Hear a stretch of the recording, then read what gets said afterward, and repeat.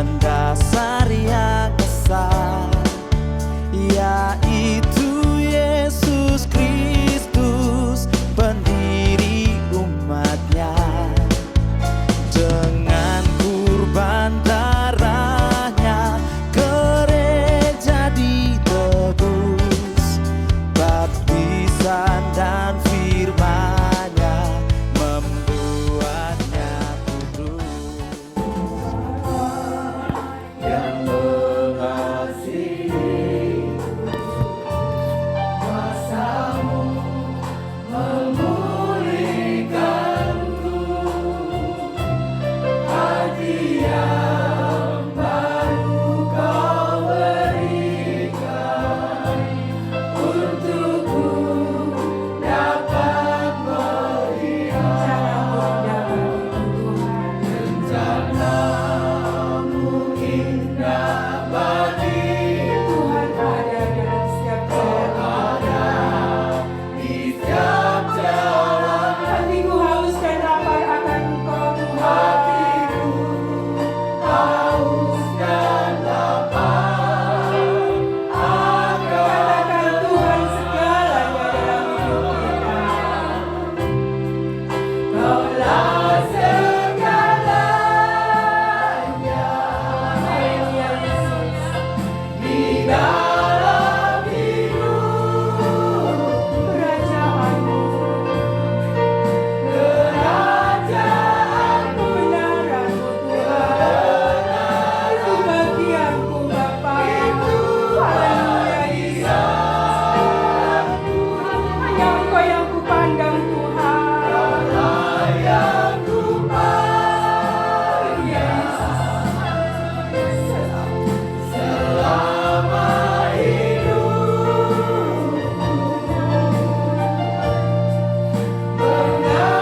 mengasihimu, memuliakanmu, Bapa dan Raja-Mu. Katakan lebih sungguh Engkau Bapa yang mengasihi. Bapa yang mengasihiku, kuasa-Mu memulihkanku,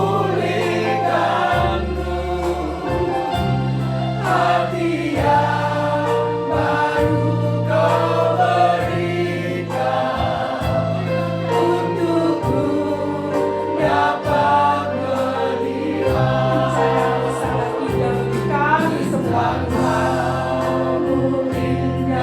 bagi Kau ada Tuhan, Kau ada Yesus. Dalam setiap hidup kami bersama.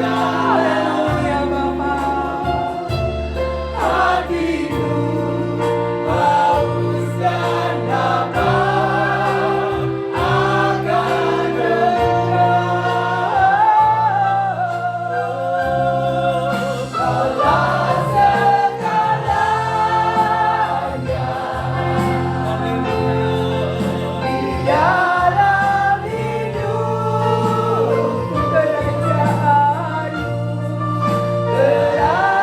Kerajaan-Mu, kebenaran-Mu, itu bagianku. Engkau yang kupandang. Kaulah yang kupandang selama hidup.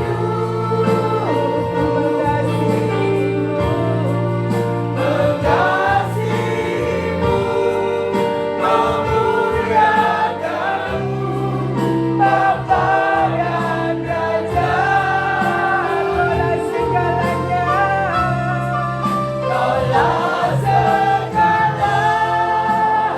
Waktu dan tempat kami berikan pada hamba-Nya, Saudara Kristiawita.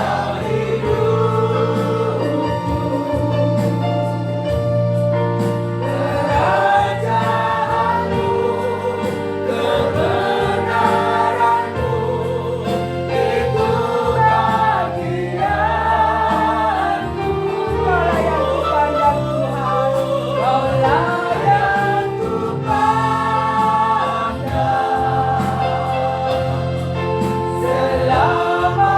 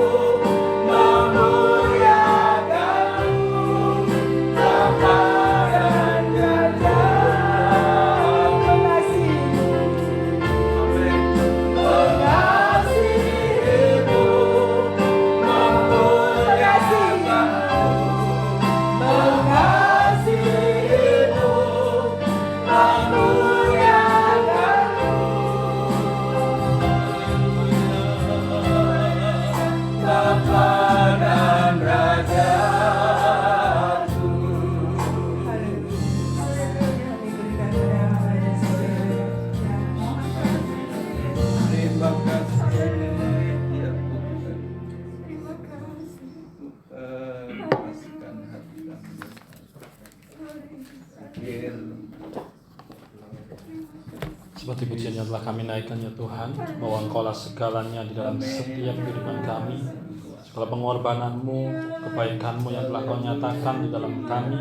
Kami bersyukur ya Tuhan untuk semuanya. Kami berterima kasih untuk segala sesuatu yang telah Kau nyatakan, Kau berikan dalam kami Tuhan. Sebentar kami akan bersama-sama merenungkan akan firman-Mu. Biarlah firman-Mu menjadi kekuatan di dalam kami menjalani hari-hari kami, dan kami menjalani setiap kehidupan kami. Dalam nama-Mu Tuhan kami Yesus Kristus kami berdoa. Amin. Ya, selamat malam Ibu-ibu, Bapak-Ibu semua. Sebenarnya malam hari ini tuh jadwalnya Bapak Timotius ya, tetapi karena ada pelayanan mendadak yaitu kedukaan, di mana Tuhan memanggil jemaat dari gereja kita ya, tapi yang ada di Bromo, ya, mungkin Ibu ada yang kenal, yang keluarganya minta penutupan peti jam 6 sore. Jadi Pak Tim sebagai penanggung jawab di Bromo ya mau nggak mau Pak Tim minta tukar. Jadi saya menggantikan atau tukar dengan jadwal saya pada bulan depan. Bapak Ibu yang dikasihi Tuhan, kita pada minggu-minggu ini ya, kalau seperti dikatakan oleh Bu Kor tadi bahwa kita mau masuk di dalam minggu-minggu depannya, minggu Jumat Agung dan Paskah. Bagaimana di dalam Jumat Agung dan Paskah kita boleh mengingat kembali akan setiap pengorbanan daripada Tuhan, pengorbanan daripada Yesus di dalam kehidupan kita. Kalau kita tahu bahwa di dalam pengorbanan yang Allah berikan kepada kita melalui putranya yaitu Yesus Kristus adalah pengorbanan yang begitu besar, pengorbanan yang istilahnya diberikan kepada kita secara cuma-cuma, tanpa kita harus membayar, tanpa kita harus memberikan segala harta benda ataupun segala sesuatu di dalam kehidupan kita untuk membayarnya. Itu yang dimana Tuhan memberikan secara cuma-cuma, Tuhan memberikan tanpa syarat dan ketentuan-ketentuan yang berlaku di dalam kehidupan kita. Di dalam kehidupan, di dalam dunia, kalau kita tahu ya, di dalam kehidupan kita, siapapun kita, mungkin kita di dalam hubungan keluarga sekalipun, ketika kita menyayangi atau mencintai dalam hubungan keluarga, pasti ada sedikit banyaknya yang namanya minta timbal balik atau syarat-syarat ya. Kalau ya banyak ya bukan sesuatu hal yang rahasia umum ya. Kalau ada orang tua yang ketika melahirkan anak ya, kalau di sini saya yakin percaya nggak ada, melahirkan anaknya itu menjadi istilahnya sesuatu yang nantinya bisa diharapkan untuk supaya ketika saya tua, saya istilahnya gandol, ya kan, bisa merawat, ya itu nggak salah, itu adalah sebagai orang tua, sebagai seorang manusia, ya itu sudah menjadi manusiawi ketika kita mengharapkan, ya di dalam kehidupan kita, dalam lingkungan keluarga juga kita pasti mengharapkan suatu syarat-syarat, suatu ketentuan di dalam kehidupan kita, itu sudah manusiawi.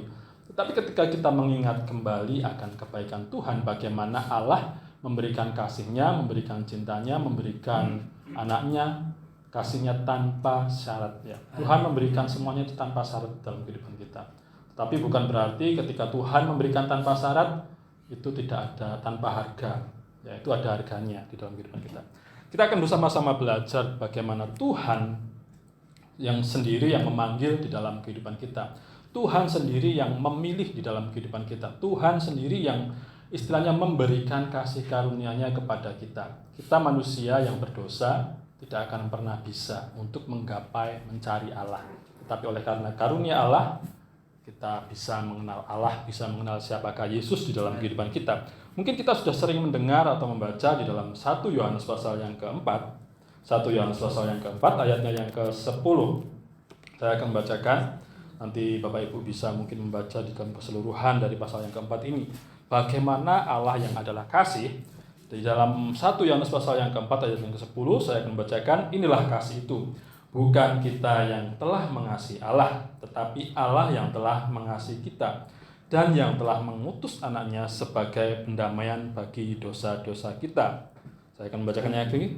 Inilah kasih itu, bukan kita yang telah mengasihi Allah, tetapi Allah yang telah mengasihi kita dan yang telah mengutus anaknya sebagai pendamaian bagi dosa-dosa kita. Kalau kita mengingat kembali siapakah hidup kita? Kita adalah manusia yang ketika lahir manusia sudah istilahnya mewarisi, yaitu dosa, yang dimana manusia yang pertama ketika jatuh, ya kita sebagai manusia yang generasi seterusnya, kita adalah manusia yang mewarisi akan dosa itu. Ketika kita mewarisi akan dosa itu, manusia tidak akan pernah istilahnya bisa menebus dosanya sendiri. Tidak ada yang namanya manusia menebus dosanya sendiri.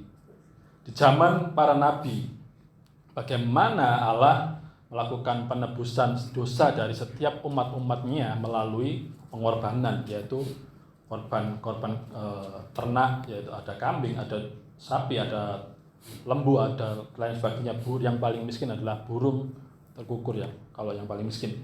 Di dalam kehidupan manusia, di dalam perjanjian di zaman para nabi, ketika mereka akan meminta pengampunan daripada Tuhan, mereka tidak bisa datang secara langsung kepada Allah. Mereka tidak bisa. Mereka harus melalui perantara, yaitu para imam. Tetapi ketika kita hidup di zaman yaitu masa sekarang, masa perjanjian baru ya, di mana Tuhan Allah di dalam setiap janji, setiap Allah yang dimana Allah menjanjikan seorang Mesias, seorang yang putranya yaitu Yesus Kristus yang datang istilahnya membawa damai. Kalau kita berkata bahwa Yesus datang membawa damai, tetapi kalau kita melihat apakah dunia saat ini damai? Tidak, ya kan? Kalau kita tahu di zaman ketika Yesus lahir di dalam dunia, peperangan ada, Bapak-Ibu ya. Di mana yang katanya Yesus membawa damai? Mungkin kita berkata, katanya orang Kristen, katanya Tuhannya itu datang membawa damai. Buktinya, perang masih ada. Sampai sekarang juga perang masih ada. Perang terjadi baik di Rusia, baik di Israel menyerang Gaza, dan lain sebagainya. Banyak. Bukan berarti ketika Yesus hadir di dalam dunia, Yesus membawa damai, bukan berarti terus damai tanpa peperangan, bukan ya.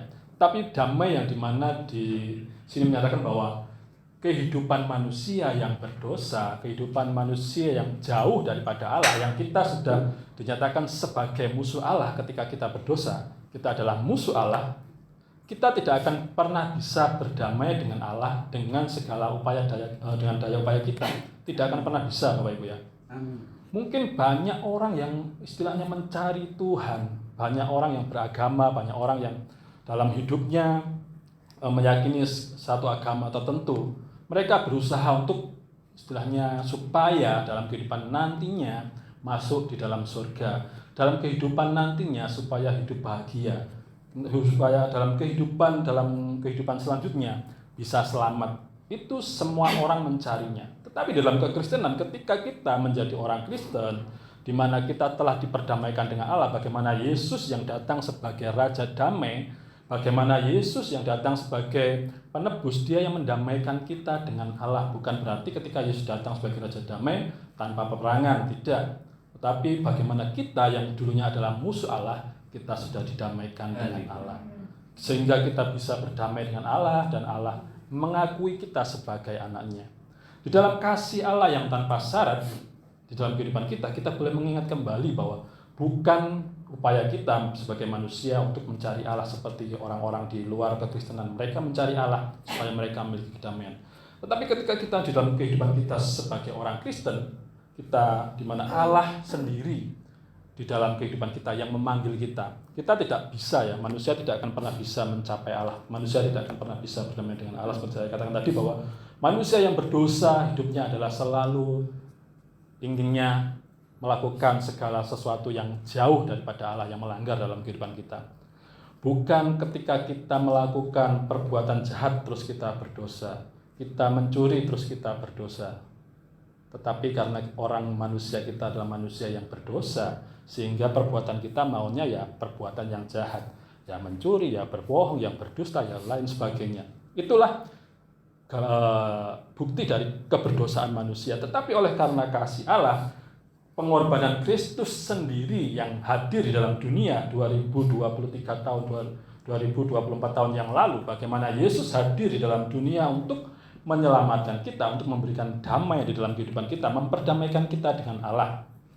Bukan berarti ketika Allah memberikan itu tanpa syarat, seperti saya katakan tadi bahwa tanpa syarat itu bukan tanpa harga.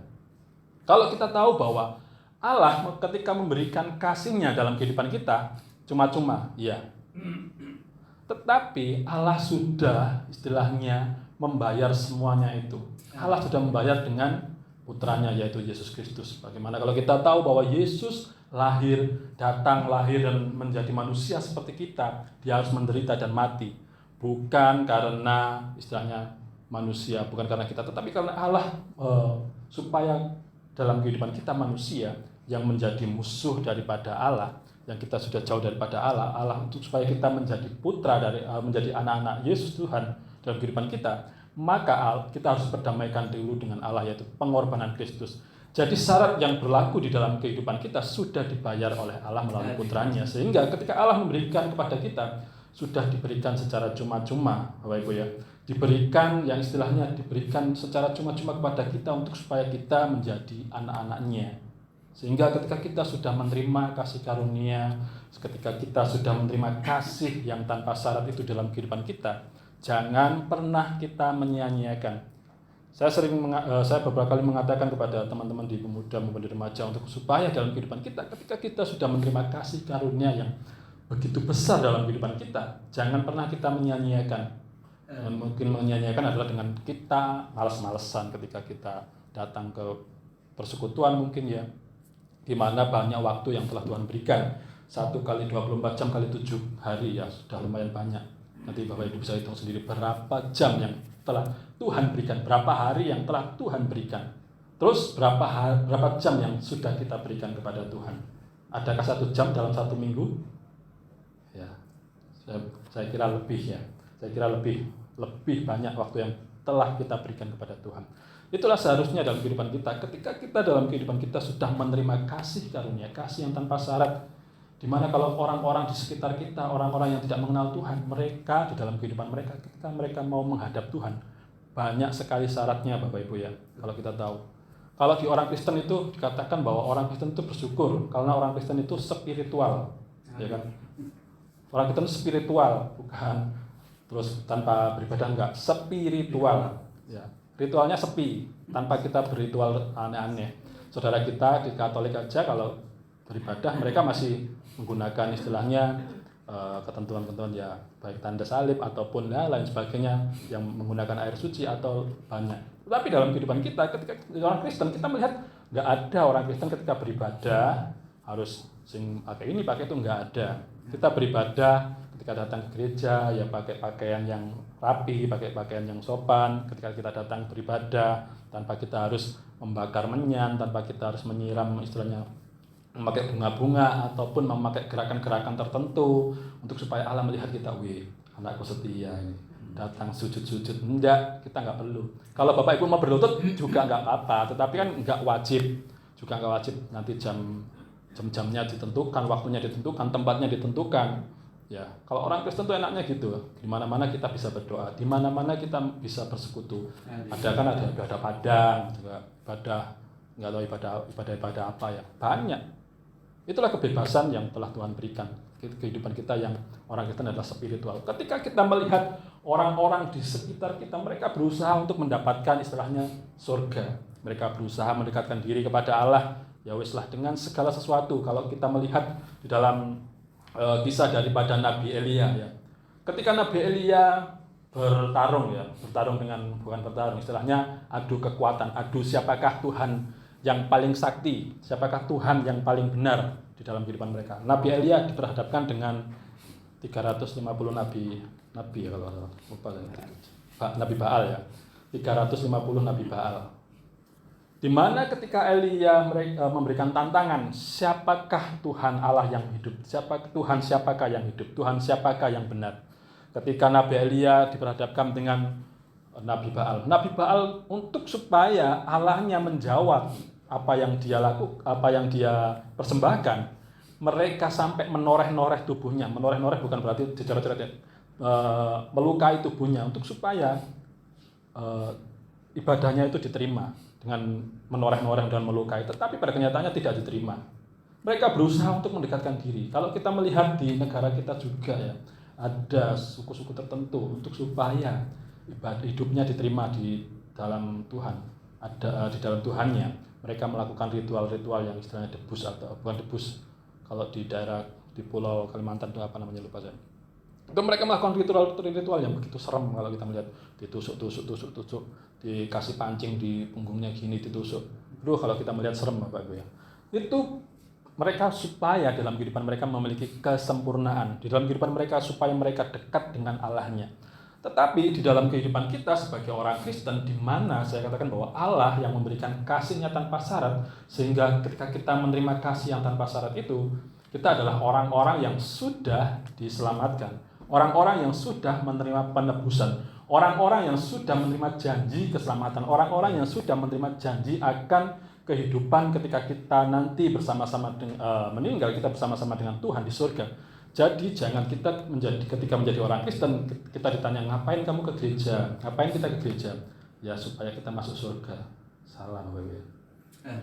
Ketika kita ditanya kamu ngapain ke gereja? Supaya aku selamat. Enggak, kita sudah selamat karena Tuhan sudah memberikannya itu dalam kehidupan kita. Ketika kita sudah diselamatkan, ketika kita datang ke gereja, itu bukti bahwa kita sudah diselamatkan, kita mengakui siapakah Yesus di dalam kehidupan kita, siapakah Yesus yang mati di dalam kehidupan kita, Dia yang telah menebus dosa kita sehingga kita diselamatkan, sehingga ketika kita datang ke gereja, ketika kita datang dalam persekutuan-persekutuan, itu adalah bukti kalau kita diselamatkan. Kalau bukan orang Kristen, kalau bukan orang yang diselamatkan, mau datang ke gereja, mungkin mikir ya. Mau datang ke persekutuan mikir, datang ke persekutuan ngapain ya, capek, enak di rumah rebahan ya, atau nonton kesukaannya, mungkin sinetron azab ataupun drakor yang saat ini lagi rame ya, kita bisa saja di rumah, apalagi kalau cuacanya mendukung hujan, cuacanya dingin, waduh enak di rumah itu ya, rebahan gitu, enak. Tetapi ketika kita datang di dalam ibadah-ibadah kita, baik hari Minggu maupun persekutuan-persekutuan, itu adalah bukti kalau kita sudah menerima keselamatan itu. Kalau bukti bahwa kita adalah orang-orang, istilahnya adalah warga kerajaan surga. Jadi kita bukan warga kerajaan dunia, kita warga kerajaan surga. Sehingga di mana Petrus menyatakan bahwa kita adalah istilahnya duta-duta kerajaan surga ketika kita ada di dalam dunia.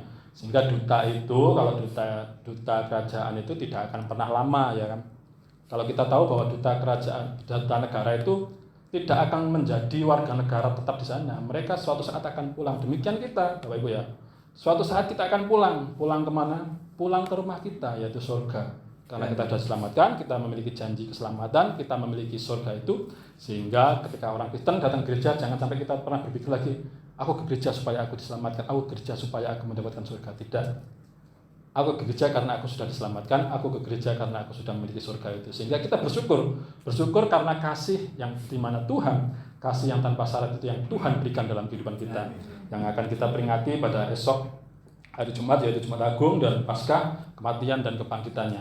Ketika kita menjadi orang Kristen, itu bukan karena usaha kita, tetapi karena kasih Allah. Karena Allah sendiri yang memulai di dalam kehidupan kita. Allah sendiri yang memulai kasih itu dalam kehidupan kita. Seperti saya katakan tadi bahwa manusia tidak akan pernah bisa. Kita tahu manusia yang pertama, Adam dan Hawa, ketika jatuh di dalam dosa. Nggak ada ayatnya ketika di dalam Kejadian itu manusia yang pertama jatuh, terus manusia jatuh, terus menyadari, terus Tuhan ampuni aku. Nggak ada Bapak Ibu ya. Yang ada manusianya kemana? Manusianya pergi, sembunyi, takut. Dan Allah bukan terus ya wis karepmu ya, enggak. Allah tetap mencari di mana Allah peduli. Allah mencari manusia yang diciptakannya. Allah mencari manusia, bagaimana ketika manusia yang telah istilahnya Tuhan memberikan kehendak bebas, manusia yang memiliki kehendak bebas, manusia yang memiliki istilahnya bukan manusia yang bukan robot, manusia yang memiliki segala sesuatu yang dia bisa inginkan. Di situ Tuhan masih peduli, Tuhan mencari manusia itu. Masa Tuhan nggak tahu di mana manusia? Pasti tahu. Tuhan tahu di mana Adam dan Hawa ketika mereka sembunyi. Bukan berarti terus Tuhan tidak tahu. Tuhan tahu. Tuhan ingin supaya manusia itu tahu bahwa Allah itu peduli, Allah itu mengasihi mereka, sehingga Allah mencari mereka. Dan Allah juga melakukan korban, yaitu melalui korban binatang. Itulah korban pertama. Bagaimana binatang yang disembelih supaya menutupi kemaluan mereka, untuk menutupi rasa malu ketelanjangan manusia pertama. Bagaimana Tuhan dalam kasih-Nya di sepanjang sejarah kehidupan manusia.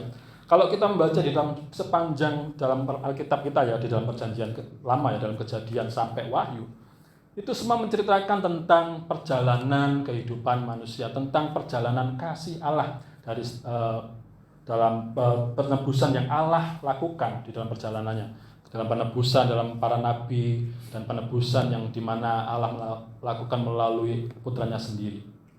Tanpa syarat yang Tuhan berikan, kasih yang tanpa syarat yang Tuhan nyatakan dalam kehidupan kita. Mungkin kita melihat di dalam keseharian kita, pengalaman-pengalaman dalam hidup kita, ketika kita bersosial dengan masyarakat, ketika kita hidup bersama dengan orang-orang di sekitar kita, tetangga kanan kiri kita, ya dengan siapapun kita, pasti kita memiliki istilahnya keinginan-kerinduan imbal balik seperti saya katakan tadi, bahwa seperti manusia walaupun dalam satu keluarga pasti memiliki sedikitnya memiliki rasa ingin imbal balik, syarat-syarat dalam kehidupan kita. Pengalaman-pengalaman mungkin Bapak Ibu memiliki pengalaman ketika harus melakukan atau melakukan berobat ataupun ya wis menebus yang mungkin ikut asuransi, melakukan asuransi, ada syarat-syarat dan ketentuan yang harus dilakukan. Saya juga memiliki pengalaman, ya mungkin kesaksian, ya bukan kesaksian, ya cerita dari kehidupan saya. Saya pernah mendapatkan voucher belanja 500.000 Bapak Ibu ya dari toko elektronik yang terkenal di Surabaya. Ya, orangnya brengosen, toko elektronik yang di Surabaya orangnya brengosen gambarnya kalau Bapak Ibu tahu. Tokonya gede, toko elektronik Surabaya terkenal pasti tahu. Saya mendapatkan voucher itu ketika undian. Saya mendapatkan voucher sebesar nilainya sebesar 500.000. Saya berpikir bahwa kalau voucher mungkin nggak kena pajak ya kan. Ya, mungkin yang kena pajak hadiah utama sama hadiah elektronik, mobil dan elektronik lainnya. Saya datanglah ke toko, saya bawa KTP, saya serahkan juga nota pembelian. Saya tunjukkan, ini Bapak bisa mengambil vouchernya dengan pajak 25%. Waduh, ini voucher cuma 500.000 Bapak Ibu ya. Pajaknya 25%. Terus saya hitung, 25% itu berapa? 125.000. Waduh, ini voucher 500.000 kepotong 125. Jadi tinggal 375. Nah, 375, tetapi tetap nilainya 500 kalau kita belanjakan. Tapi kan saya harus mengeluarkan lagi uang 125. Ketika voucher itu diberikan, voucher itu dengan merek tertentu, merek elektronik. Ya, saya tidak menyebutkan, nanti nggak enaknya kalau di share di YouTube kan nggak enak. Merek elektronik tertentu, huruf awalnya S. Merek elektronik tertentu. Ketika saya bawa voucher itu untuk belanja, ya karena saya sudah datang ya kan, sudah ngantri, kalau nggak tak ambil kan eman-eman. Saya berpikir masih ada 375 ya, nggak apa-apa lah. Ini kalau misal saya belanja kan masih bisa. Ketika saya bawa ke toko ke tempatnya itu saya bawa untuk belanja, nggak ada yang harganya itu di bawah 1 juta Bapak Ibu ya. Harganya itu dengan merek itu di atas 1 juta. Nah, terus saya berpikir, lah uang 500, voucher 500, harganya di atas 1 juta. Saya nambahin 1 juta, ini buat apa? Misal harganya 1 juta 500 atau 1 juta 700. Saya masih nambahi 1 juta 200, masih nambahi 1 juta berapa? Masih banyak. Terus saya pikir-pikir, rugi. Mau tak beli ini buat beli apa? Ya harganya 1 juta. 1 juta itu 1.500 ya. Kebanyakan barang-barang yang nggak saya perlukan gitu loh. Saya masa mau beli microwave buat apa gitu. Saya mau beli pemanas. Saya pikir nggak perlu. Ketika saya mau beli setrika, nggak ada setrika mereknya yang itu. Mau beli istilahnya nggak ada yang mereknya itu. Ya sudah lah. Saya simpan di dalam kitab untuk untuk jadi pembatas. Ketika saya buka sudah kelewat. Waduh, saya rugi 125.000. Nggak dapat apa-apa, dapat voucher. Saya tuh ya kok nggak istilahnya waktu datang pertama itu nggak berpikir syarat-syaratnya itu apa ya. Ya itu pengalaman dalam kehidupan kita. Mungkin Bapak Ibu juga memiliki pengalaman pribadi-pribadi. Itu pengalaman bagi saya, pengalaman yang istilahnya konyol. Ini benar-benar terjadi Bapak Ibu. Saksinya Mas Gus ya. Itu benar-benar sesuatu yang terjadi itu tahun 2000. Itu karena saya beli speaker aktif, dapat undian. Kalau di toko itu dapat undian, ya itu dapat itu. Kalau saya dapatnya mobil ya ambil pasti. Meskipun utang ya kan, meskipun utang buat ngambil ya nggak apa-apa. Yang penting kan dapat, nanti saya itu dijual. Kalau 500 habis itu saya kalau bisa dapat voucher gini saya ambil biar diambil orang, rugi Benar rugi Bapak Ibu ya. Saya rugi. Sudah nggak bisa buat apa-apa. Itu pengalaman di dalam dunia itu segala sesuatu itu ada syarat dan ketentuan yang berlaku. Uang kita sudah bayar aja masih ada syaratnya. BPJS bayar. Syaratnya ketika kita mau ke rumah sakit yang orang mendadak ya, kita sakit mendadak, ujuk-ujuk sakit yang keras harus dibawa rumah sakit pakai BPJS. Itu pun syaratnya dibawa dulu untuk minta rujukan. Gitu loh katanya. Saya juga ketika saya pernah sakit, saya istilahnya bawa ke rumah sakit di William Booth, saya pakai BPJS.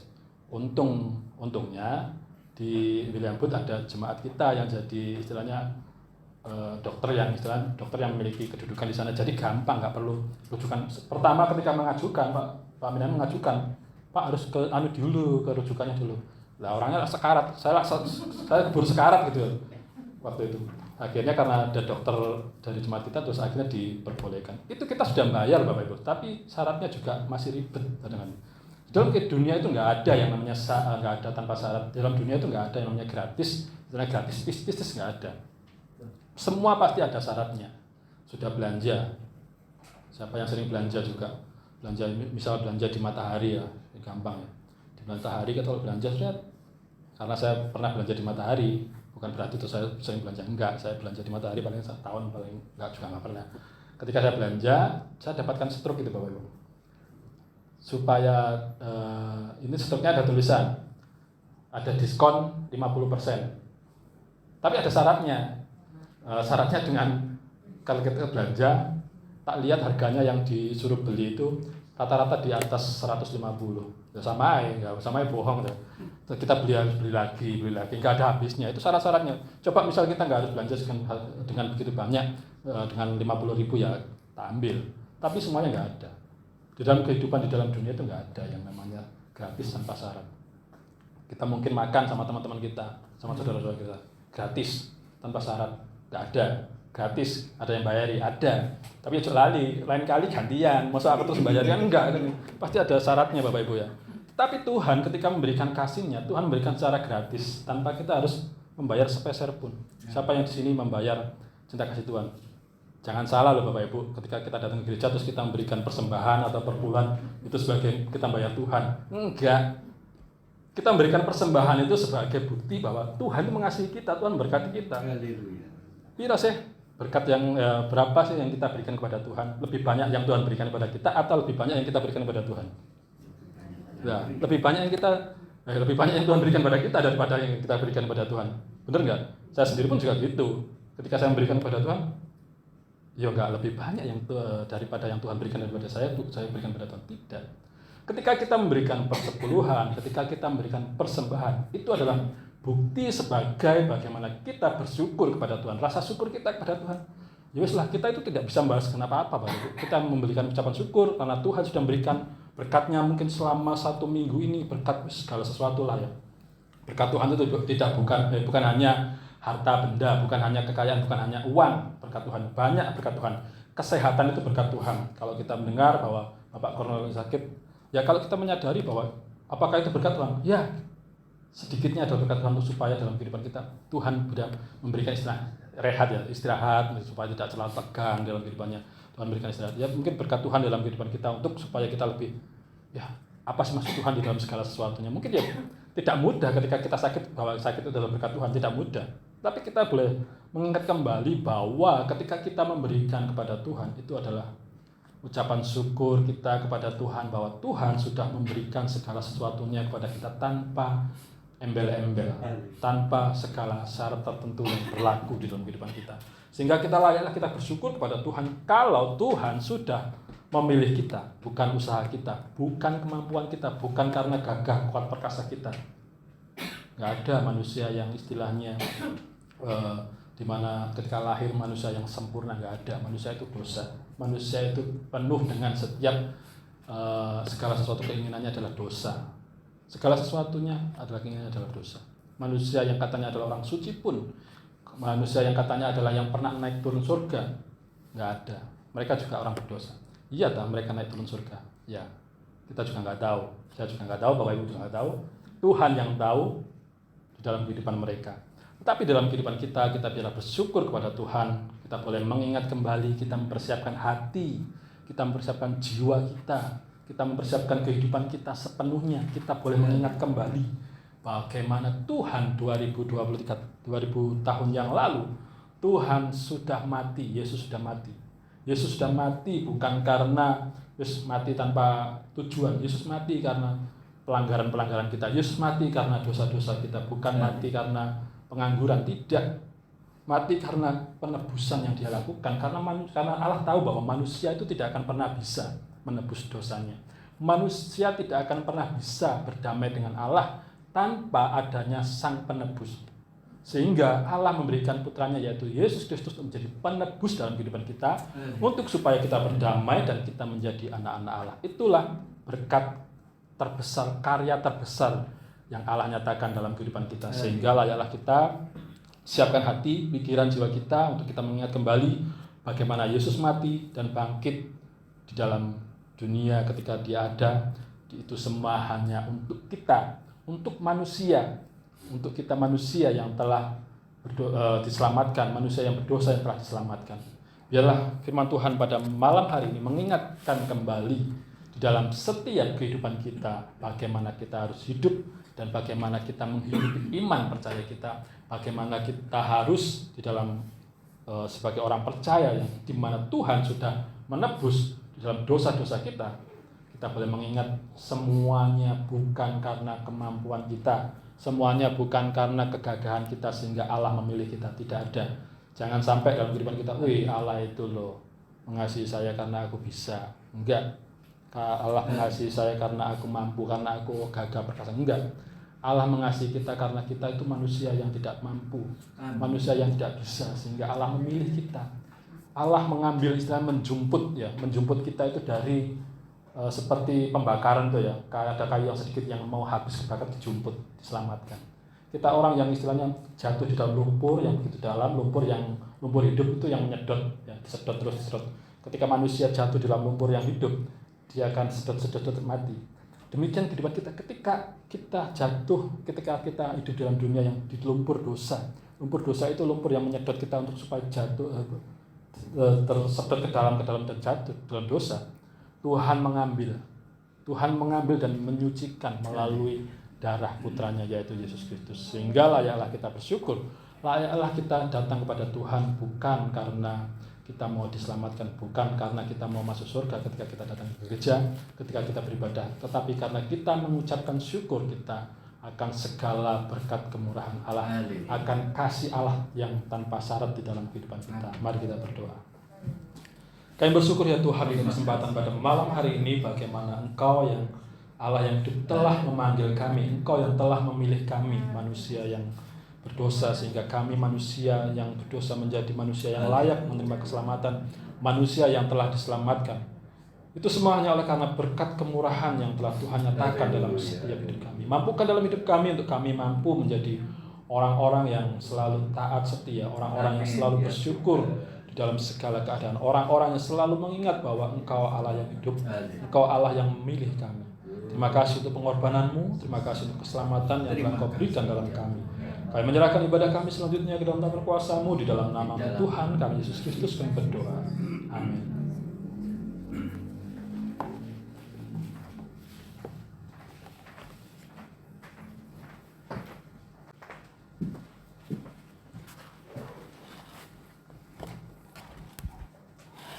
Demikianlah kita sudah mendengarkan kebenaran firman Tuhan.